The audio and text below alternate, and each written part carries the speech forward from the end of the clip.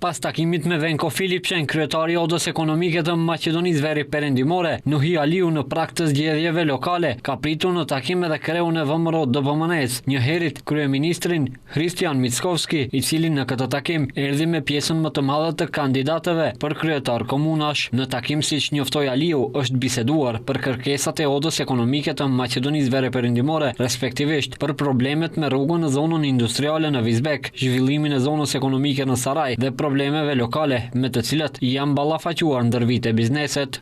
U bë fjalë për zonën industriale të Sarajit, e cila është në zhvillim të hovshëm, për zonën industriale të Vizbegut, për nivel qytetit, çfarë situate kemi dhe çfarë gjendje kemi, gjendje katastrofale si e dini edhe ju vetë. Për kreun e VMRO-s, ankesat e bizneseve në këtë zonë janë të arsyeshme sepse janë lënë sipas tij në harres. Mickovski tha se kjo zonë ka ndikim të rëndësishëm në rritjen e përgjithshme të bruto prodhimit vendor. I mislim дека имавме наистина искрена плодна дебата.